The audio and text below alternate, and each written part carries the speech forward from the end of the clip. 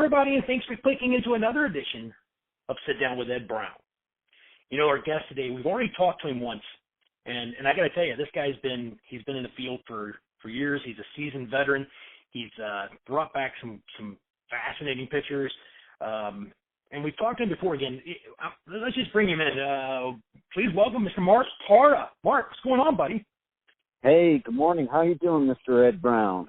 I'm doing great, man. Listen, man, we really appreciate you coming back on because I gotta tell you though, and I want to touch on this before we get going, because I knew we were going to talk today, so I kind of went into Facebook and I was kind of looking for some pictures and some ideas and some things to talk about, and in your profile picture, every time I seen that, I had this overwhelming music in the back of my head from Game of Thrones, man. What's up with that horse? That is awesome. I love that picture. Well, that's, basically what I'm into. I'm always, I've been into Game of Thrones type things, medieval or, esoteric type stuff. I like all the wizards and the witches and the dragons, and I love, I love that part of human history, and so it ties in several ways into this research, because it's the history of what humans were, before modern civilization, and so old Europe and the stories of kings and wizards, King Arthur, all of that stuff is great reading and mythology, and I just love it. So, I saw the picture and I was like, I really wish I had a horse like that dressed in armor. That would be really cool if I had a horse like that. Wouldn't it? And leave it to Mark Parra to connect to somehow medieval times with Bigfoot. Mark, you're the only one that could have done that. Great job.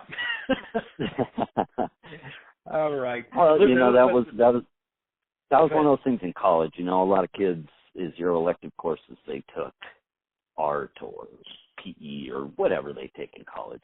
I was fascinated with history and the esoteric and stuff. So, I gravitated towards those courses in college, which are elective courses. You don't get really a degree in that you can't make any money in reading old books from medieval times, but it's great. It's fascinating history, and I love it. Right. Well, I couldn't agree more, and I'm the same way. In fact, some of my favorite movies are actually the Lord of the Rings trilogy as well as the Hobbit trilogy. I love that.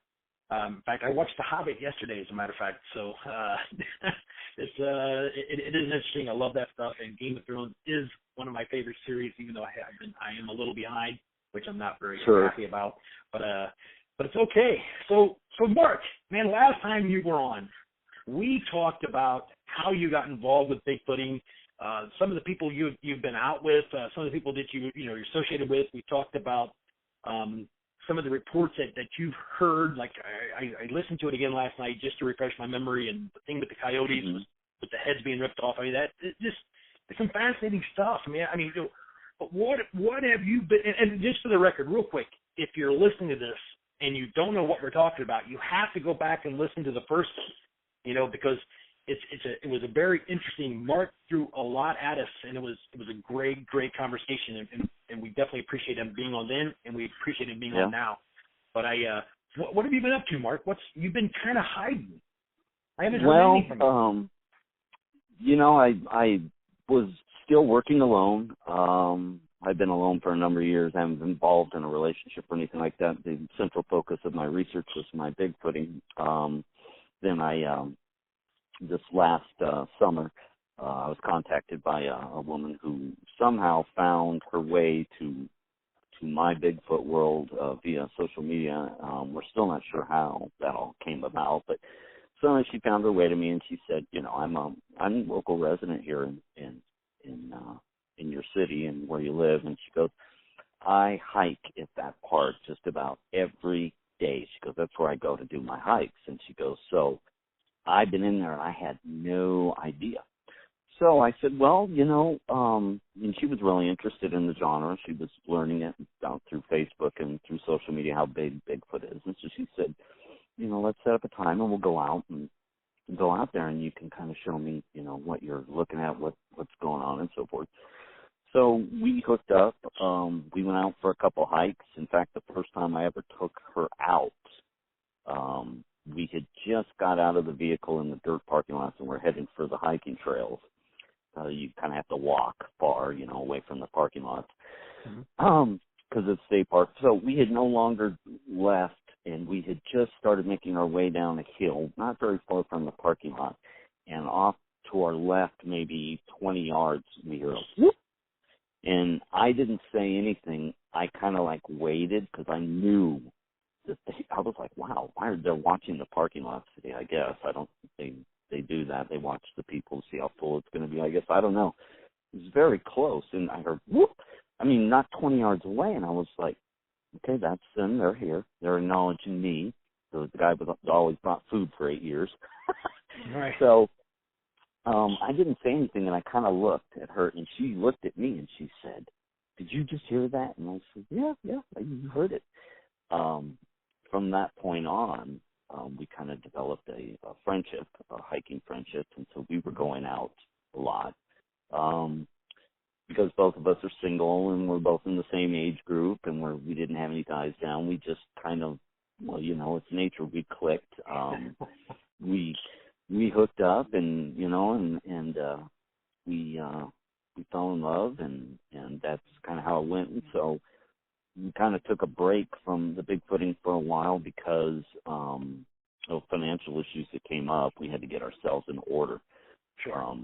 I had discussed with her, I had thought about giving this up, about laying it down. I pretty much was starting to get burnt out because there's a point that you come to in this research where when I was gifting a lot in the early years, I was getting them on camera. I was getting interactions based on the food. Then as time went by, I quit doing that because there's a financial burden involved in leaving corn every week, So I just kind of quit gifting, and the action had died off a little bit. So I was kind of getting burned out. I was like, look, I think they've let me get as close or go as far as I'm going to go, and that's it. They're never going to let me get that award-winning video, like I want, where they're walking like Patty. And so, I was really getting kind of burned out. I was getting burned out on the community. It's been slow. A lot of the new field researchers, amateur researchers who are in the field are showing great wood structures, what we call forensic evidence, prints and things like that. Here in Colorado, there's a couple new guys, Mark Abel and Kelly Manu, Chad Kidder. There's just a lot of guys now that I'm seeing are popping up all over Colorado documenting really incredible structures that they're finding in different parts of the Rockies.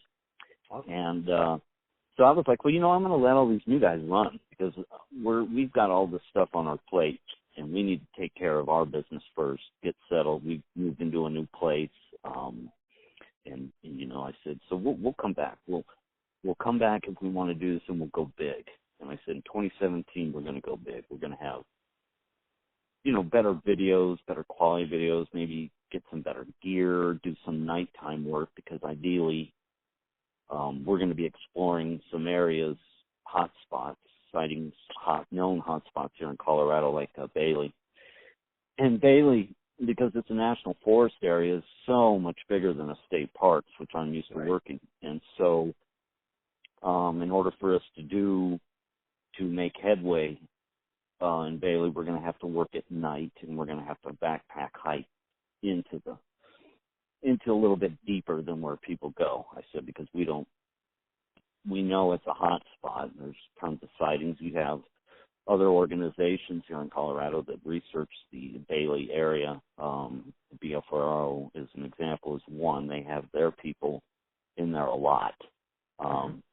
But so, during the summer, we took a vacation. We rented a little cabin up in Glenwood Springs, which is like way west of us, way in western Colorado, deep in the Rockies. And we went to Bailey, and we stayed in Bailey, and we visited several hot spots. And basically the way I work is that we don't know the area. We've never been to some of these places.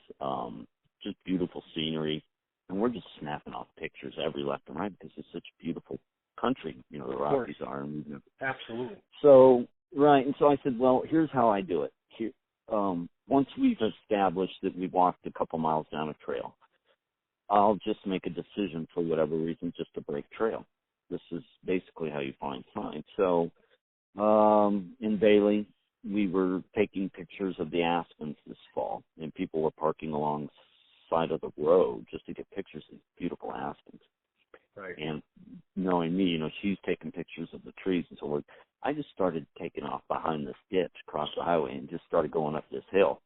And the structures were just everywhere. And I was like, wow, so they really are in Bailey. And actually this spot is a little bit away from Bailey, but it's still connected to it.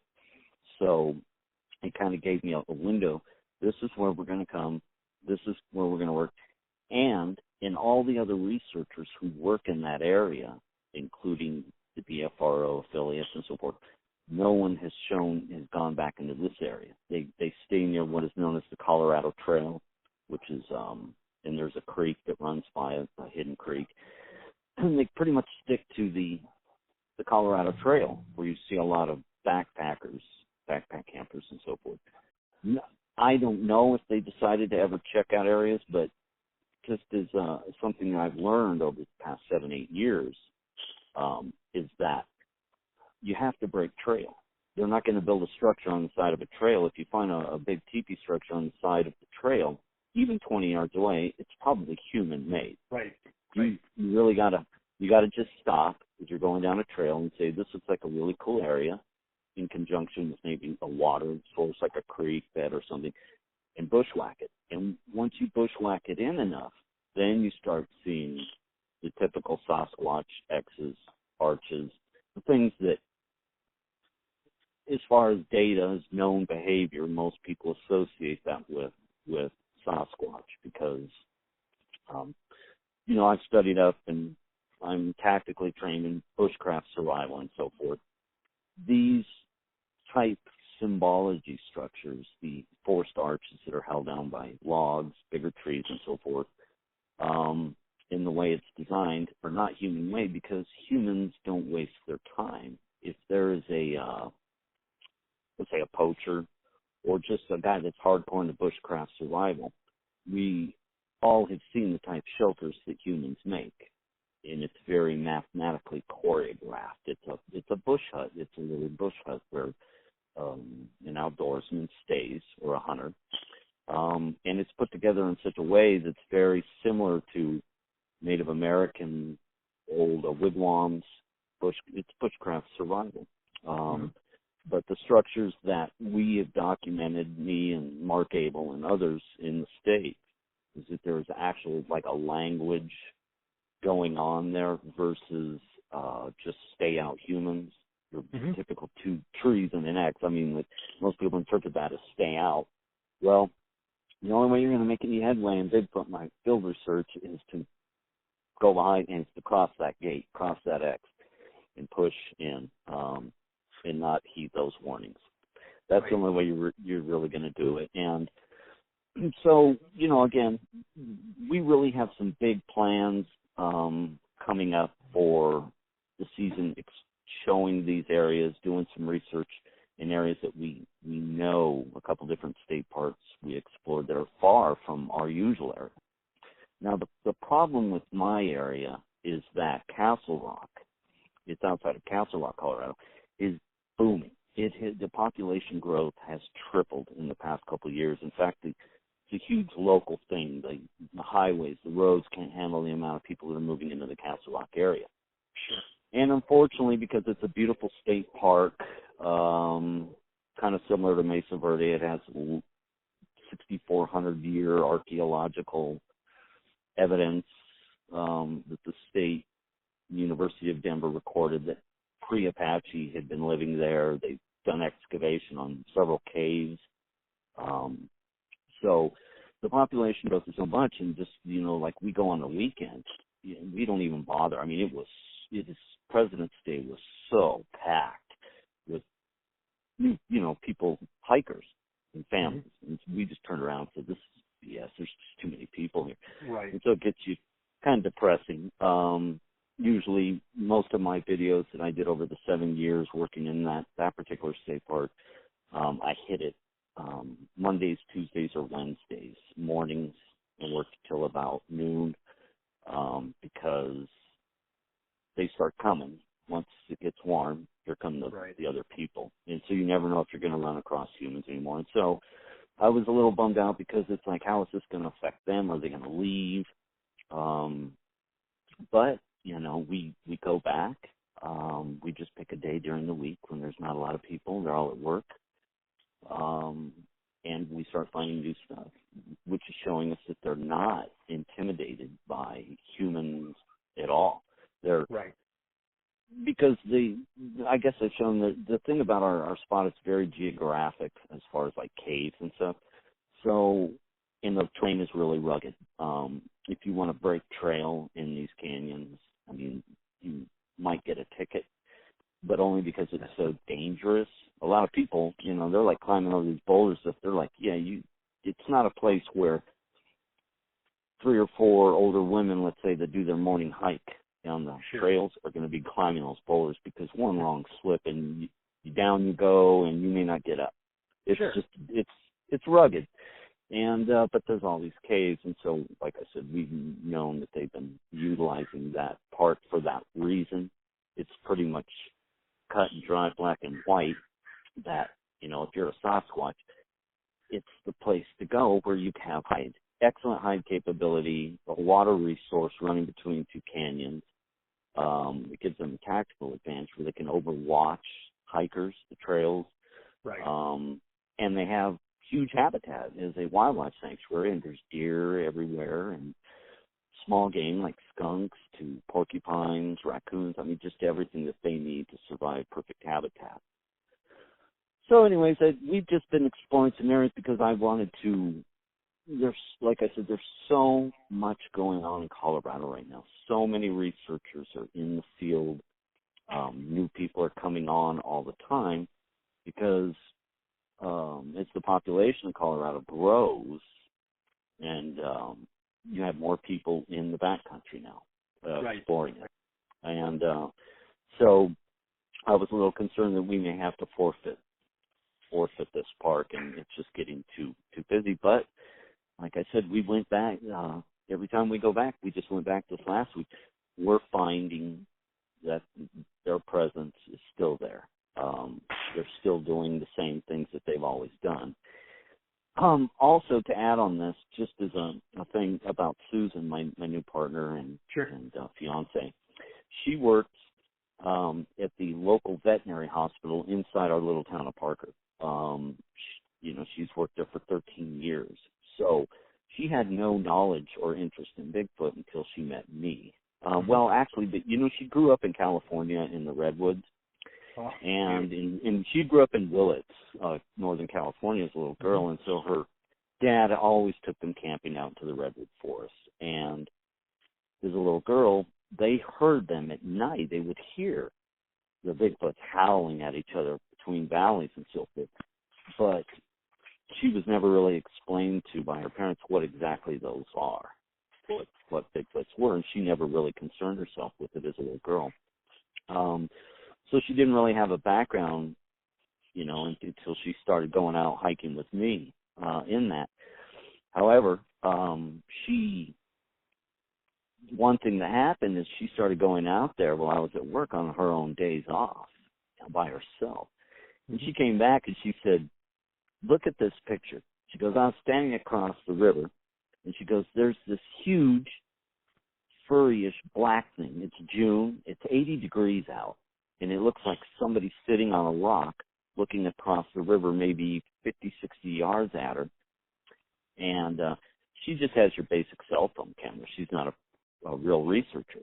So, I mean, she doesn't have expensive gear and cameras and so forth. So she just took a picture of it. The thing got up and moved down the hill. So she didn't know. She's like, "What is it?" I looked at it. She sent me the pictures. I just about fell off my chair, and I was like, yes. It confirmed all this work and all this money that I've been spending for years in there.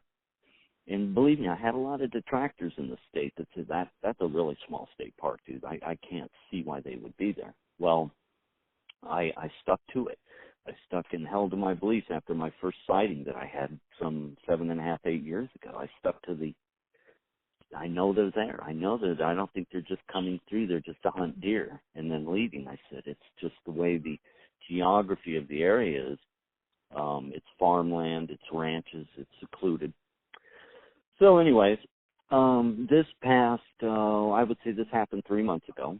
She called me and she said, Mark, she goes, you got to hear the story. I said, what? She goes, this lady, she brought her dog in, right? And it's a big ranch dog. It's not a small dog. And she said that it came home, and they have horses and stuff, came home dragging its rear legs. And like it's something that broke its hip. And I was like, oh, really? And she goes, so I started asking her.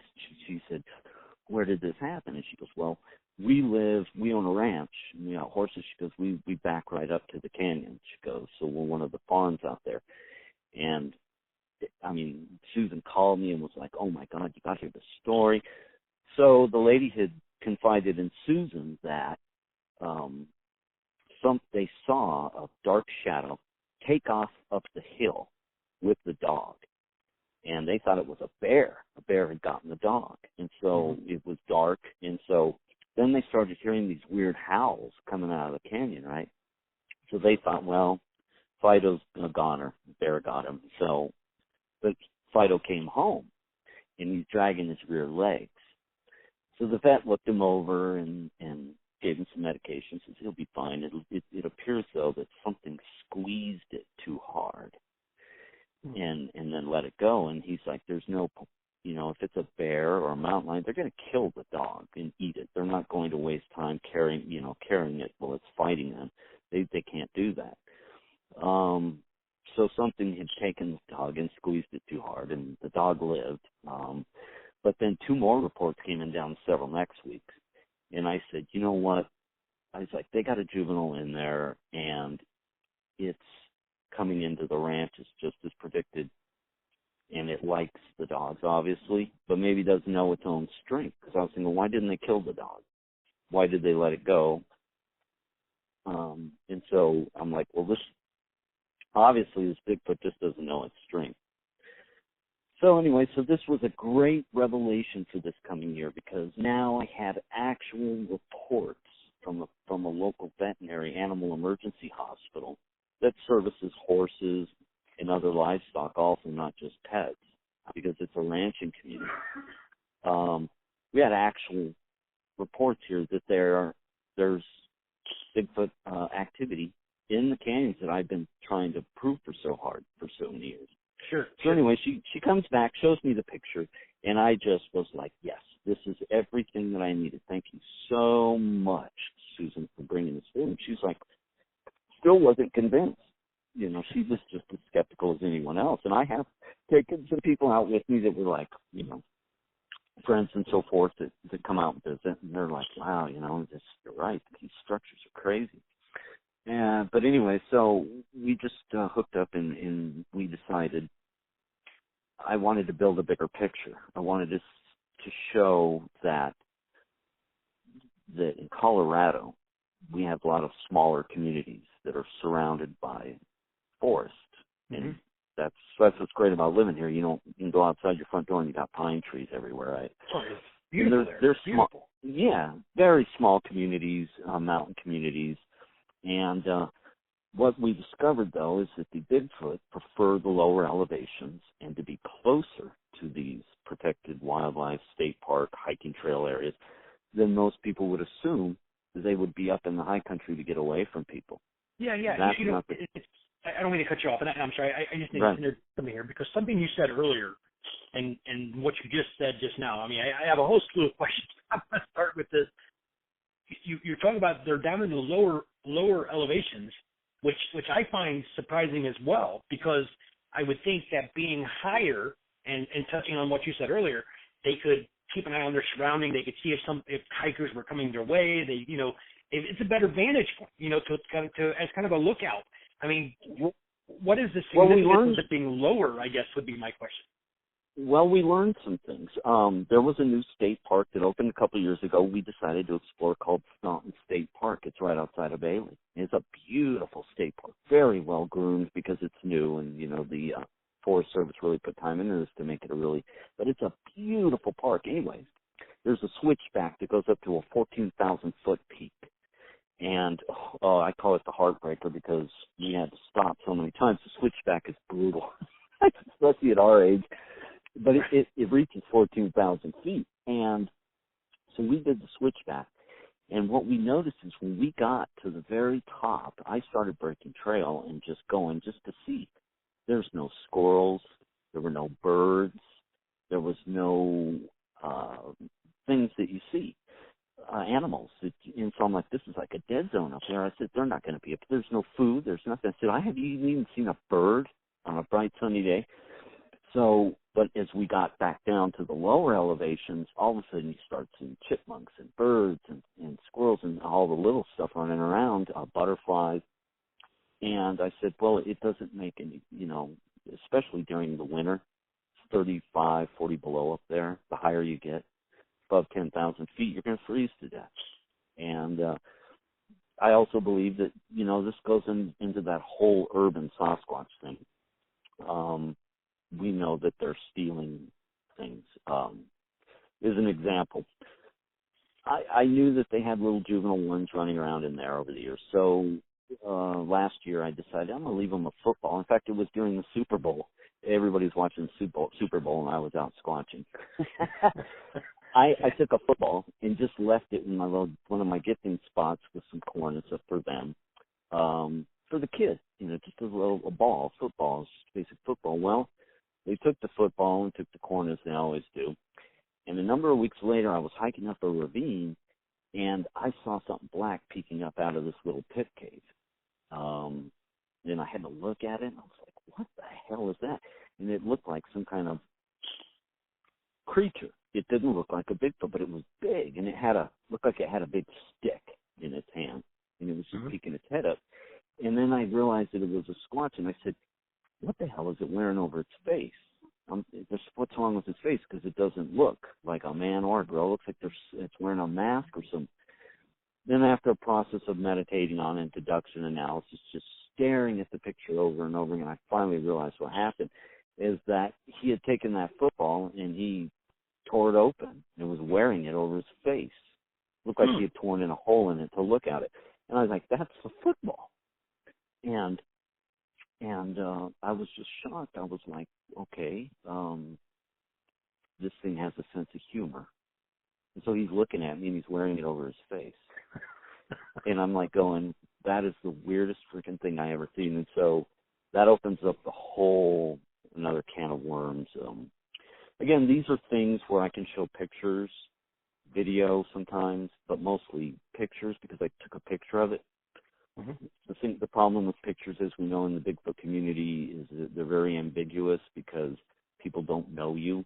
And so you get one group that think you're hoaxing, and then you have another group that says, well, it could be shadow play, it could be this, it could be that, always trying to find another reason than what it is, because no one really knows except for the guy who's on the ground that's been working in the area, researching and that and so forth.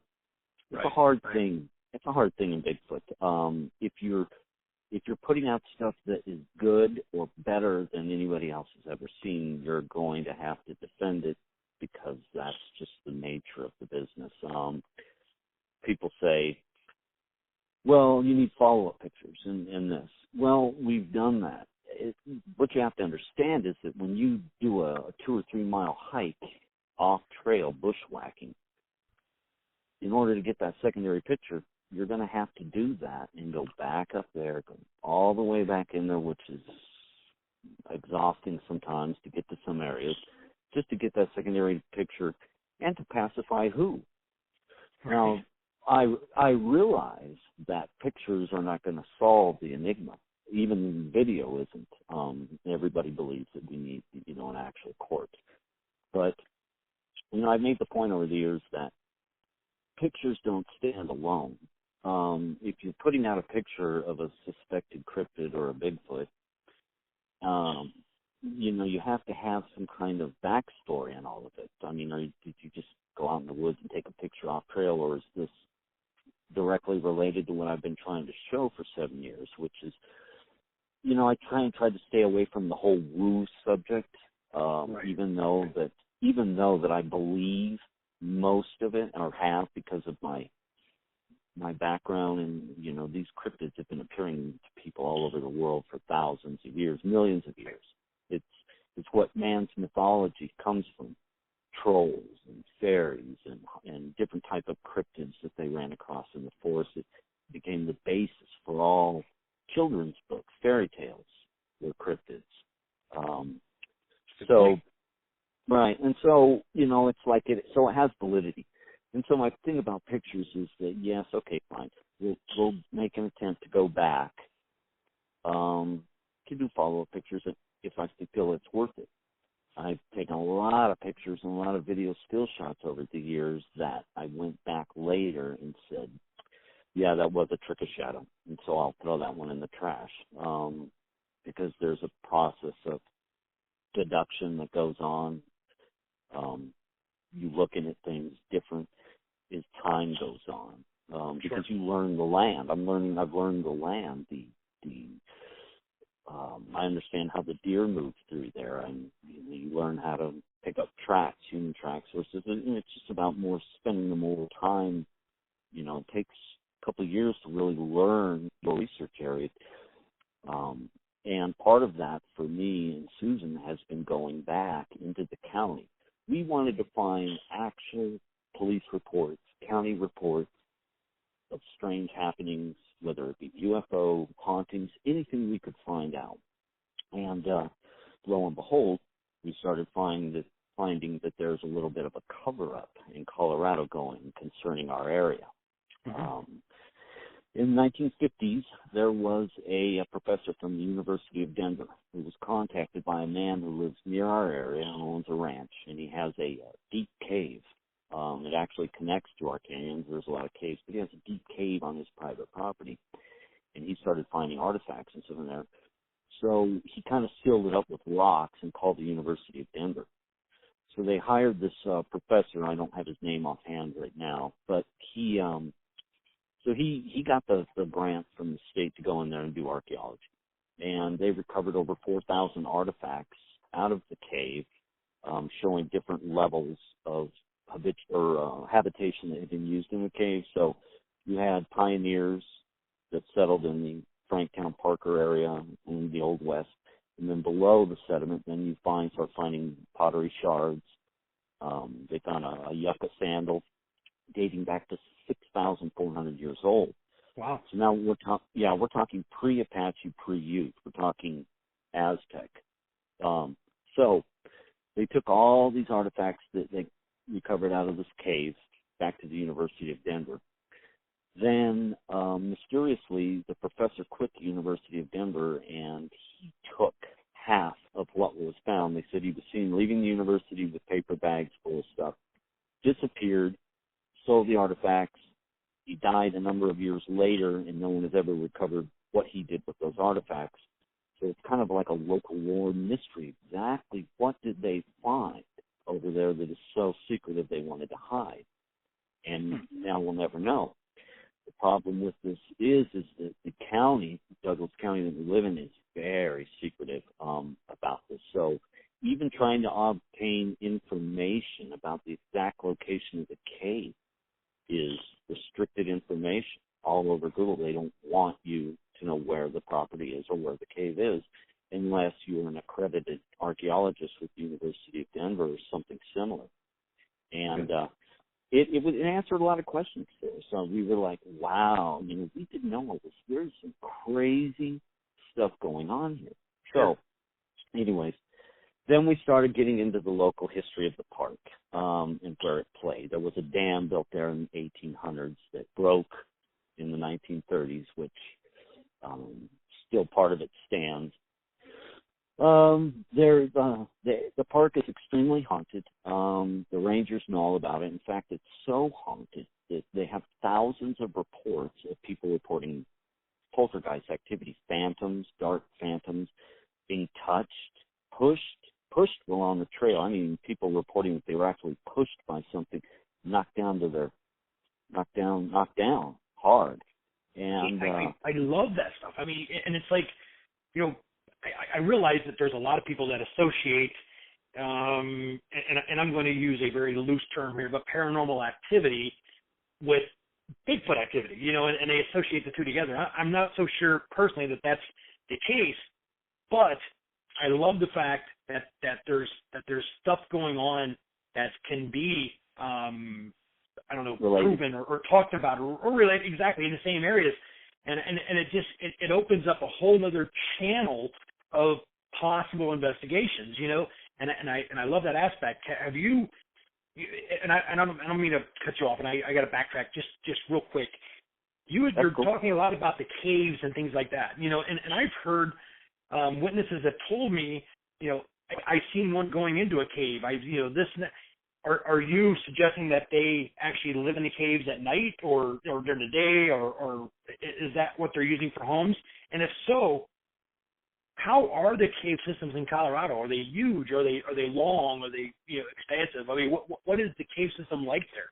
Well, up in the higher Rockies, we've been to some really isolated mining communities, old mining communities. There's a place called Red Cliff. This is deep. It's up near Leadville, Colorado, which is right in the center of the Rocky Mountains. I mean, it is such a mountain town. You drive through the little town of Red Cliff, and the people still look like miners. I mean, it's very isolated. They're probably Mormons for all I know, but it's like one of those little places once we get out of the car, or do we pay with these people? You know, I mean, they're really isolated up there. Right. But so going to these little places, and we just, there's mine shafts and caves all over the place from the old gold mining days. You know, Colorado was mined for marble, gypsum, gold. There were wars over gold in Colorado. Men died in the Rockies fighting angry Indians. The Utes were not happy with the gold miners. There were people were just, what people need to understand about the Southwest in Colorado, New Mexico, Arizona is that people were just shot dead and died right there in the desert in the sun, right? I mean, no one was there to bury them. And the Bigfoot had to see all this and came across them. So anyways, so there's a lot of history, Old West history here in Colorado. We ran across a story at our area where the Sand Creek Massacre that happened all started in a little town called Franktown right outside of our area. Sand Creek is very far away, but what happened was it was always known in the Old West as a place for bandits, bad guys. They would hide out in Castle Rock and Franktown if they were running from New Mexico or whatever. They would end up there for whatever reason. So it was a very violent place in the Old West. Anyways, there was a man who was murdered, and I'll have to, if I can maybe send you that information later, but there was a man in the 1800s who was murdered, and they blamed it on the Indians. And they said that the Indians had come in and murdered this man, which gave justification for the later Sand Creek Massacre. There was revenge killings taken on because this person was killed. Turned out later, several years later in the 1900s, that they found that it was a group of bandits who had killed him, and it wasn't the Indians. And so this rich history that we have just uncovered in the last year coming out of our area, and we're like, we never knew this. I mean, I've done my local research reading books on the Utes, the Apaches, and the different Native Americans that lived in the Rockies over here, so I knew that, but you start finding these things out that are all tying into there, why they're there, and how long have they been there. So it appears that people have been utilizing that canyon for thousands of years because the deer especially like it. And getting back to caves, the cave systems in Colorado vary by where you go. This part of eastern Colorado is pretty barren. That's why a lot of people said, I don't know, I mean, they're coming from Monument or Larkspur, little towns that are south of Castle Rock that are a little bit more forested, better hiding apparatus maybe. And I said, no, they're using the caves in these canyons. I said, we've seen them, we've heard them. And I said, they're doing it because they have an underground tunnel network they have to going into that mesa. And I said, there's no way unless you follow tracks into a cave. There's no way of knowing where they are because it's like an ant network. They have tunnels probably underneath the canyons that go back thousands of years. Right. The problem with it is because the Ute Indians sold the park to the state back in the 1800s. The state turned it into a state park, and so if you get caught messing around in those caves by a ranger, you probably either get arrested or a very healthy fine because they do not want people in there. What would the reason that be? I mean, obviously there's danger issues and there's, safety risk, which I understand. But if someone were a seasoned spelunker and they were, used to caving and they had all the right equipment and they've had the background, could they possibly get like a permit to be allowed to go there? I mean, there's got to be a reason why they don't want people there, Yeah, and it is part of the cover-up that we've discovered because I know a lot of, from my former law enforcement days, I know a lot of deputies in Douglas County. And they're very open. They're like, oh, yeah, we've seen them run across the road at night. And they patrol the park, because there's one area that that's not, where they don't have a gate. The rangers have an area with a visitor center, which is where most of the public likes to mingle. They lock that when they leave at night. The other part of the park, into another canyon, you have to have a pass. You pay your $7 pass, stick it on your windshield, but there's no gate there. And so that area has kind of become a lover's lane at night with the kids, partiers, local kids. They don't have places to go out here, so they go and find a place out in the boonies to party. But the cops go through there at night just to make sure that there's nothing hokey going on. But, it is the danger factor. The rangers and the biologists have told me that the reason that they don't allow permits for caving in the park is the highly sensitive nature of the caves, that there's also a thing called bat syndrome, white-nosed bat syndrome. Mm-hmm. Apparently humans going into caves like that upsets an ecobalance with bats. Our breath does, and it gives the bats white-nose syndrome. And personally, I think that's a bunch of BS. That's kind of weak. Right. So they say things like, please don't break trail because of erosion. 99% of the people that live in the area that visit the park abide by those rules. You don't have rangers out on the trail like supervising people. Right. The only time that we see them is when they come into the parking lot to make sure everybody has a pass on their window. Really, they don't. Occasionally, they hang around the lots. They don't, because you really get back in the forest. There's only maybe 2 or 3 rangers on duty at a time. They don't have time to go unless somebody's lost or something. They don't have time to bushwhack. They've got to control what's going on up at the visitor center and so forth. But I've had discussions with them over the years, and they tell me, they attribute everything that people have reported in the park to a murder that happened in the 1960s where a man was found dismembered, his head torn off, and they found there's a bridge that runs through the east side of the park, and they found his body parts, his legs on one side of the bridge, his head on the other. Wow. And there was never an arrest made by Denver police because he was a transient guy. He somehow found his way into the park, I believe, decided to set up shop, like he was going to live there, right? And I think that the Bigfoots killed him because they know that's not permitted. They own the night. But this happened a very long time ago. There hasn't been a murder, anything like that. The last reported incident of any kind of murder or anything like that was unexplained goes back to the 1960s with the big dog, or 80s with the big dog kill, the coyote kill that I talked about last time. Mm-hmm. But, and so all of these things are tying in together. We're on old Indian burial ground. There's in Colorado, we have these things called prayer trees, Ute prayer trees.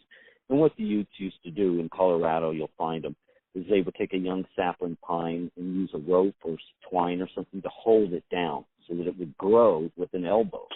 And it would grow funny. It wouldn't grow like a straight tree. Mm-hmm. And you find these all over Colorado.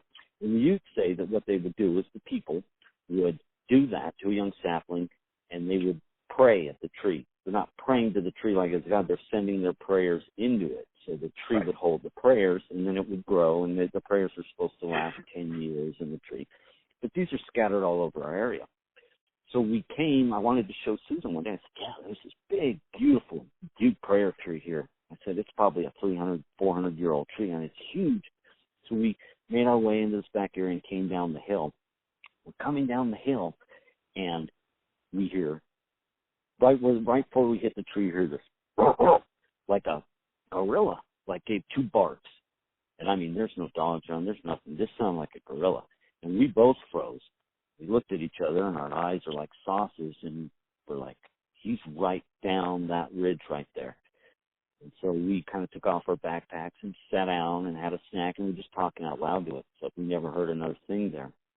But we had discovered now on a bigger picture from that experiment that the Bigfoot are placing themselves in Utah, Colorado, New Mexico, and Arizona in places, ancient places where Indians lived and thrived and hunted. And we're not, people often confuse when they think about Indians.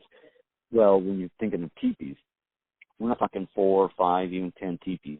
Tribes had thousands of people. They were like small cities, small towns of nothing but teepees, right? So you had thousands of people that were buried there, died there, got in shootouts with pioneers there. I mean, just in bandits and, bad guys. And it was just, there's so much spirit activity there that a lot of that the rangers attribute to a lot of that. We don't know if the Division of Wildlife in Colorado is allowed to talk about Bigfoot, or if it's just a big joke to them, or if they know.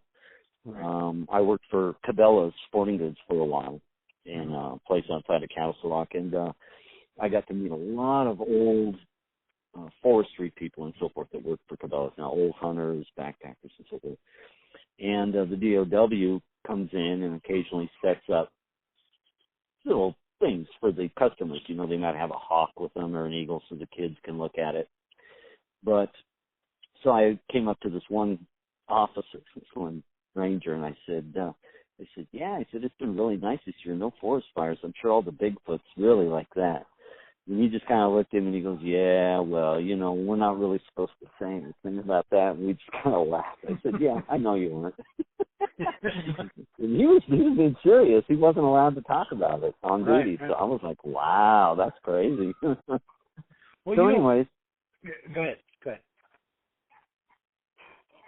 I was just going to ask you. You mentioned like the conversation with talking to people and cover-ups and not supposed to talk about things like that. Have you looked into and actually investigated and maybe talked to people about like the dog that was hurt, or some of the other things that have happened? Have you followed up and did an investigation with people? The problem with the dog thing is that the HIPAA laws apply now to pets, the same as they do to human HIPAA laws in the medical field. So you have patient confidentiality. So Susan is prohibited from saying anything or displaying any kind of paper trail. In fact, she's not even allowed under the HIPAA laws to try and recontact that lady. Gotcha. Anybody that tells her anything. All that we can do is use that as a resource to further our own, further our own knowledge of the area of what's going on. But no, we can't. She would be fired in an instant if she was to release that woman's name, or if we were to try and contact them, because that's patient confidentiality issues. And it's now federal law, and you learn a lot about that. Your pet now is considered a member of your family. So the family dog has its rights. It's unfortunate, but that's the way it is. And so, again, we have just been taking pictures. We go out, we're taking pictures. We're coming up with entities that look like dogmen and other things on the photographs. We know in our heart that what we're showing and what we put out there is the real deal. It's everything that everyone has described over the years in the Bigfoot and Dogman genre, in all states, and part of this whole thing that exists. Everything, whether it be paranormal or what other people have shown or experienced, I call them the old-timers, the stuff people were showing 20, 30 years ago in the Bigfoot community still applies. Right. And we're getting these entities on picture, and we're saying, look, we're not trying to create an agenda. We're not trying to push the real aspect and say, this is fact. This is the way it is, and you need to listen to us and only the people that believe this. We don't act that way in the community. We want to simply say, here is the picture. We're not hiding anything. We put it out for public consumption. And if you want backstory, we got it, baby, because we got backstory all the way to the Old West. It's just to back up what's going on out there.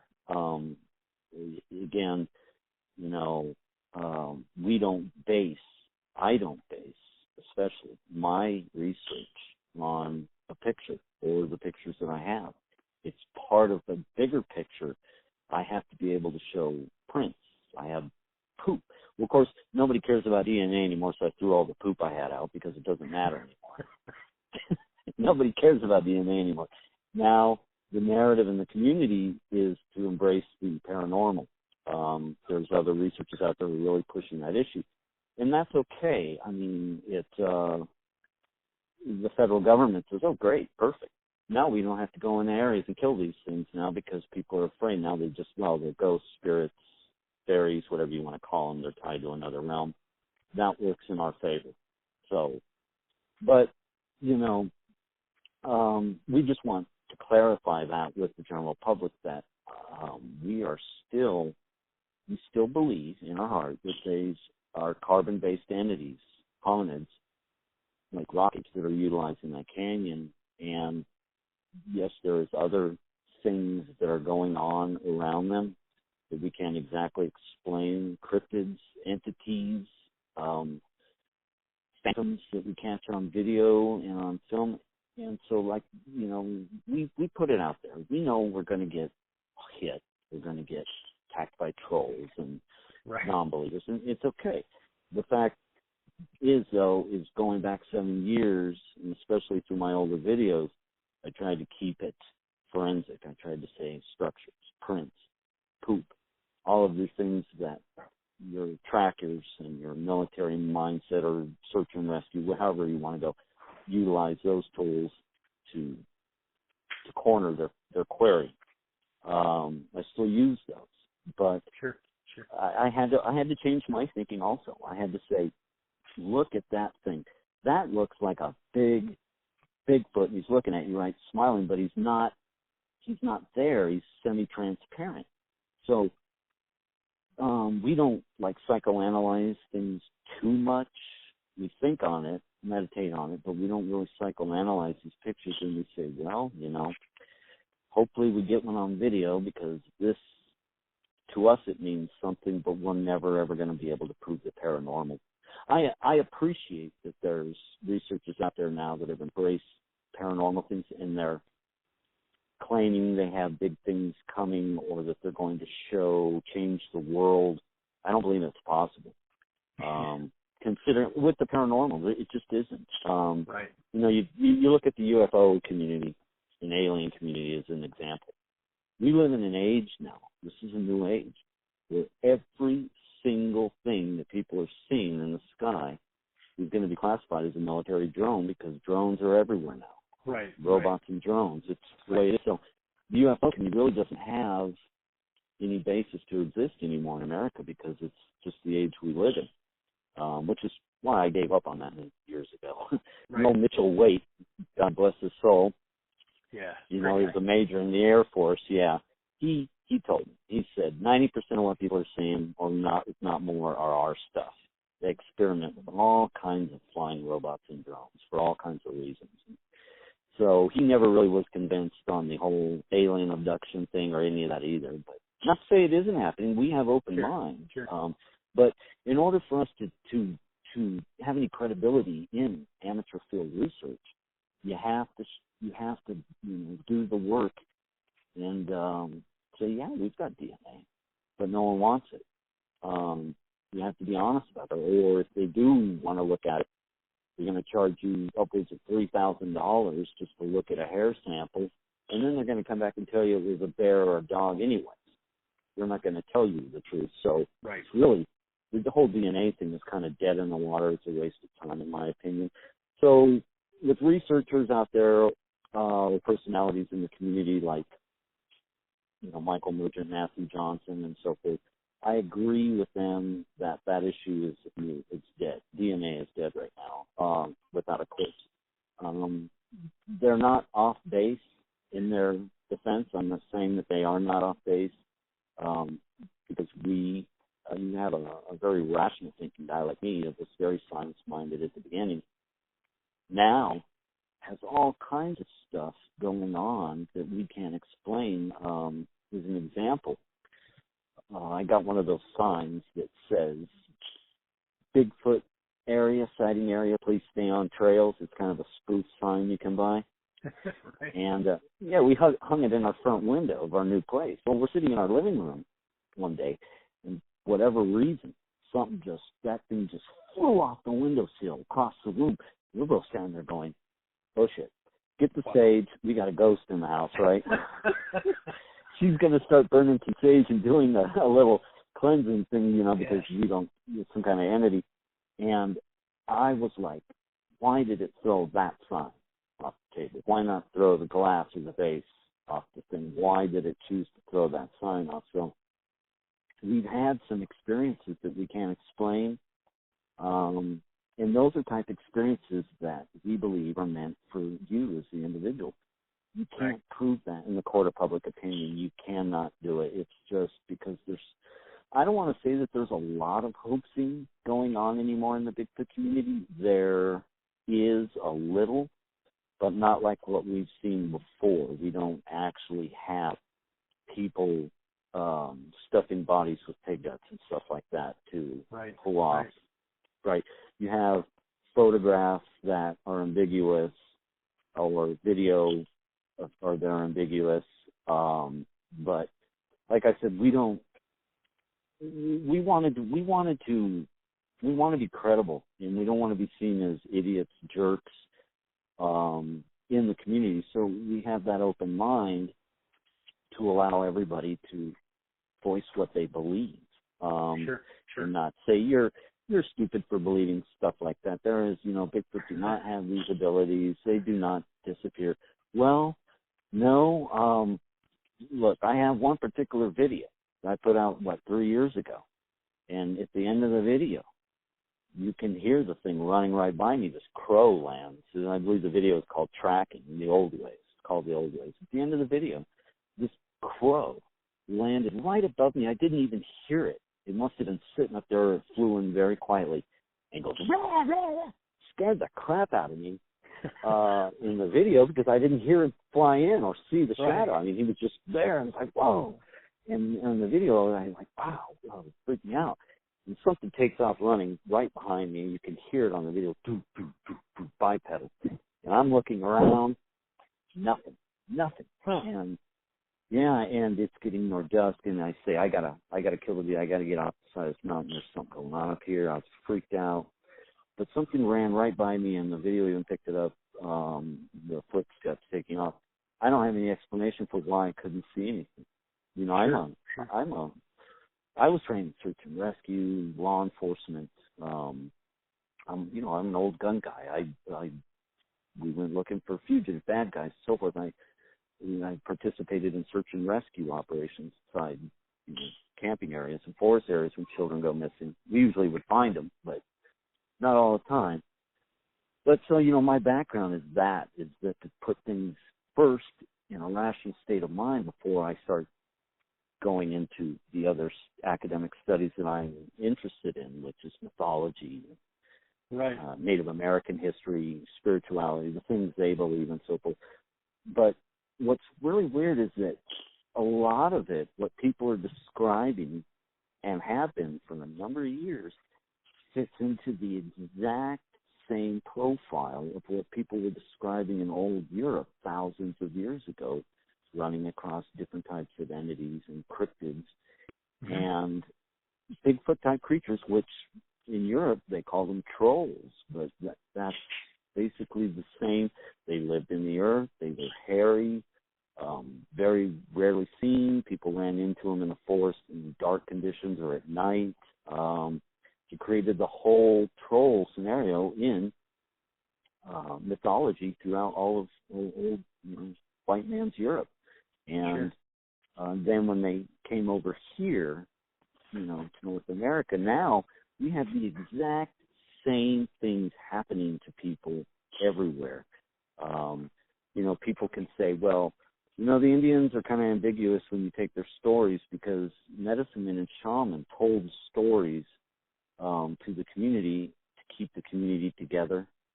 They were very spiritual people and they were holy people, so that's how they kept order, law, and other things within the tribes. Is the medicine men would tell stories, that they tell the children, we're going to send you out to the woods with the boogaboos if you don't behave, and so a lot of those stories people have written off and said, well, that's cultural anthropology, that's mythology, and it's how man controlled their societies. But this stuff is happening on a regular basis to people that have no interest in Bigfoot, and they're reporting it on such a frequency now that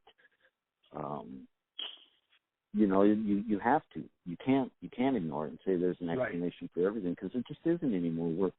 We're dealing with stuff that we can't explain. Period. I'll tell you, I've run across some things myself that I simply can't explain. I've seen a light come on and go off in the woods in the middle of nowhere that shouldn't be there. I've seen orange flash of light looking through night vision goggles that is literally physically, scientifically impossible. I've had strange things myself that I can't put my finger on, that I don't know what it is. I try real hard not to jump the gun and say that was a Bigfoot in another, realm or whatever. But I do have those experiences. But Mark, listen, man, we are starting to run out of time. What I want to do is I want to take a minute, and I love what you're talking about. I love the history. I like the way you connected the European history with the American history, and it's really cool. And I love that stuff. And we're going to have to talk sometime off the air because I'm so fascinated with what you're saying. But I want to, in fact, we may just have to have you on again soon, just so we can. Okay. Well, I understand. Hey, anytime you want, you need someone to talk. I could talk for hours on this stuff. But I know we're running out of time, so I just want to let, if you don't mind, let me just plug our new app. No, go right ahead. That's app. exactly what I was going to touch on. That's exactly what I was about to touch on. You go right ahead. Okay. Anyway, so this, it's called Amino Apps, and I was turned on to this by a guy on software now, and this is the new way forward in social media where you, instead of having your blog or your website where people have to Google in the website.com name to get to your site, you simply now, you run your blog with an app, and all they have to do is just hit it on their phone, boop, and they're in. And so it's kind of a neat, fast way to check the websites that you want. You want to check our website, you want to check this other group's blog or this other group, and then all you have to do is hit the app. So we jumped on it. We said this is the way forward. This is a type of technology that we need to embrace so that we can give updates. And what I'm doing with it is I want to expand it so that people in Colorado can report their sightings, report happenings to us, like the BFRO, and we can either follow up investigations on it if we choose to or not. But it's an information sharing network for what's going on in Colorado. If people want to utilize it, that's what they can do. there's a lot of competition. I understand that in Colorado, and there's personality conflicts, but what we are trying to do is we're trying to do this for the greater good, the greater end game for everybody. We're not trying to outdo anybody or be the best of anybody, but we are trying to stay ahead of the curve now that the narrative is changed in the Bigfoot community. We're confident in what we have, and we want to keep this field research going. You kind of have to adapt to the changing times and the trends that are out there. And this is one way that we're able to communicate with people out there. It's all free. Just look into it, amino apps. You can build your own app. If you were into sewing, cooking, whatever, build an app. But we're one of the first ones who jumped on it in the Bigfoot community. So you can reach us at the Colorado Sasquatch Research at Amino Apps. Amino like amino acid is how it's spelled. And you can find that link to us on the Facebook page or our group page, Colorado Sasquatch Researchers of the American Southwest. And we're going to link all these together. And, I invite other people to take advantage of this new technology out there because it's really about information and data sharing. That's how science is done. Science is done when you can say, I have the exact same structure over here in Kentucky that you just showed over in Colorado. What is going on? That's real science, and that's what we're trying to do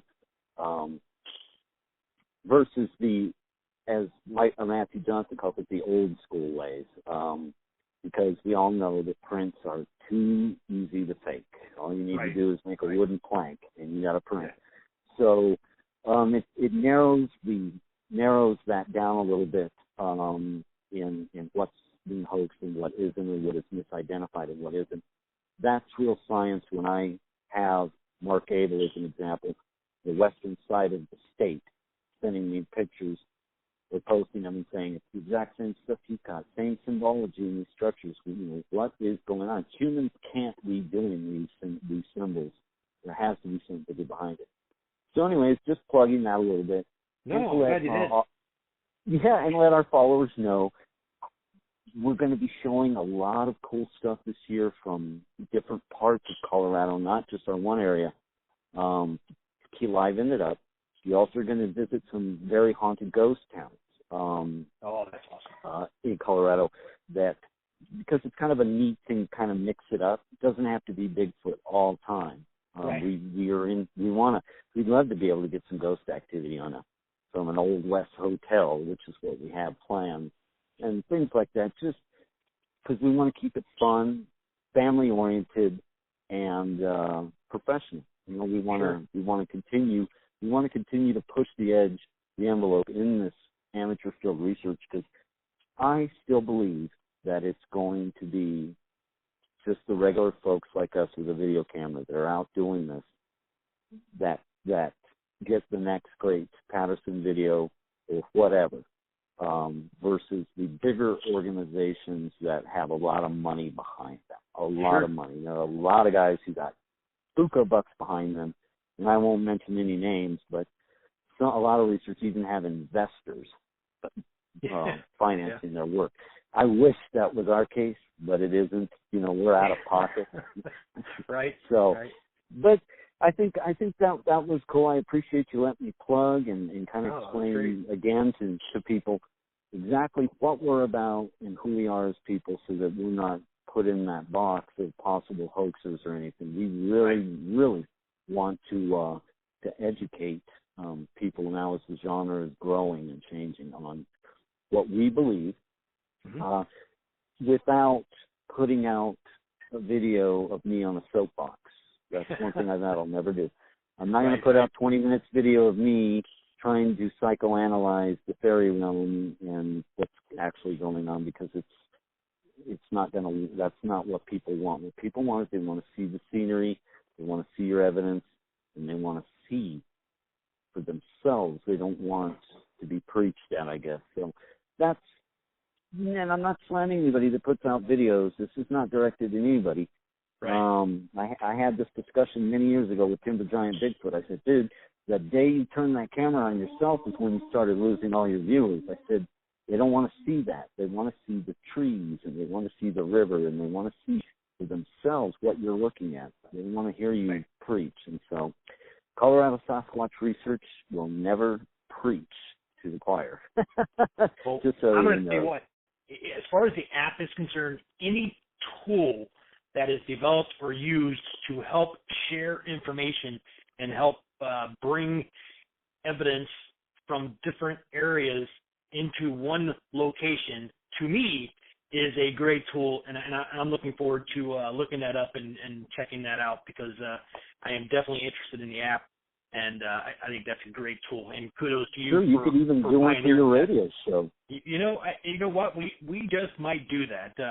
Bigtruth has done a lot of things. We don't just do these interviews. Dan does a great job with his research. We've got a lot of content on our YouTube channel, and Dan does a great job managing that and putting that together. Kudos to Dan. Yeah, both of you guys are an invaluable resource over the years. You guys both do great work. You're open-minded, and you do it in the right way, because a lot of people don't like to use Blog Talk Radio. It's too expensive. There's line communications that get cut off. It's like Skype. It's a mess. You do it in the right way, and so, keep doing what you're doing, Ed, and just, get those interviews going with different people out there, and, a lot of people say Bigfoot's dying because of all the crap that's gone on over the years. I don't believe that. I still believe that we can make some huge scientific discoveries in 2017 if people focus. Let's make this the year. Exactly what they're doing. Let's make this year. Let's make it the year. And I'll tell you, I wanted to say one more thing before we close. And congratulations to you and Susan. Seriously, you guys make a great couple. I've not had the opportunity or the privilege to say hi to her or talk to her, but kudos to both of you. That's awesome. Congratulations on that. Yeah, thank you. And again, she's open to do interviews anytime you want to talk to her too. Also, she was a little shy. She was kind of afraid when she first started seeing how ruthless people can be on group pages. Don't get me started. Each other. Don't get me started on that, because this could be this could be a whole nother show. I won't. I won't say any names, but all I'm going to say is we have been attacked recently by that exact scenario and that exact personality, and it's getting it's out of control. I was listening to, and I'm not trying to plug Sasquatch Chronicles here, because they don't need my plug, but I was listening to Wes the other day, and he said something on one of his interviews, I think with Nathan Rio, and he said, I'm ready to give it up like 3 or 4 times a week because of that, And I was looking at it, I'm going, oh my gosh, me too. I know exactly what he's saying, and it is a ruthless community out there. But we have to keep in mind, and I got to say this because it's very important. We as researchers and entertainers, or whatever your job is in the community, whatever you fit into this community, you have to be able to understand that while they are very loud, and while they are very boisterous, and while they are very ruthless, there's only a few of them. They don't make up the community. They don't make up the opinions of what everybody else thinks, what everybody else believes. For the most part, these are just exactly idiots who feel like they know everything, and they feel like they have some pull or some, I don't know, ability to exactly. So again, I'm not going to mention any names. People I'm talking about, they know who they are. So, but anyway, I don't want to go into that. Like I said, it could be a whole other show. But I wanted to say congratulations to you and Susan, and tell her, don't let the very few idiots that are out there ruin her having a good time. Because I can tell you this, I'm not going to let them ruin mine. So sure. Hey, anytime you come through Colorado, I have no problem taking you out to our areas. You can see it and experience it for yourself. You're on my most favored list, and so you also get a wedding invitation too. Well, we're headed that direction, so you'll be on our list. you send me a wedding invite, and you have my word, I'll be there. All right, and that would be awesome. And I've actually, I know that I was in Colorado back about a year ago, and I was looking you up, and I know that I guess I dropped the ball on directions or something. I ended up too far away, and we had to cancel it for then. But as summer approaches, I will be in that area a lot. So we are definitely going to do that. That would be a lot of fun. And if you don't mind, I wouldn't mind bringing a video camera and doing a little boots on the ground type show. What do you think? We never go out there without the video camera. We forget the tape measure a lot, but we never forget the camera. Well, I've got one on my keychain, so we will have one. Excellent. Mark, listen, man, it's been a pleasure. It's been an honor having you on again. Definitely look forward to doing it again some point in the future. And I gotta end the show with this. I always do this. Is there anything that I forgot to mention or something you wanted to cover that maybe I didn't touch on, or any last words? Oh, touch on. The only thing I want to say is anything that I may have said early off on in the community during what we call the DNA wars, anybody or dissed anybody or anything, I apologize for that. I take that back. Things happen in this community, but we're here to talk to people, and we're open. We're open book for anybody that wants to take a closer look at us, and we're legit. We're legit people, and we just want everyone to know that we're real down home people, and we have nothing to hide. We're not hiding anything from the public. So if we find it, see it, get a picture, we'll share it and leave it at that. Well, Mark, you get my endorsement, and I'm sure Dan's as well. Bigtruth all the way. You get our endorsement. So listen, guys, if you've enjoyed this show, make sure you go back and listen to the first one. You probably should have done that before this point, but if you haven't, go back and listen to it, because it was a really another fascinating conversation we had a little over a year ago. And with that, ladies and gentlemen, thank you, sir. Thank you, Mark. And we are out. Okay.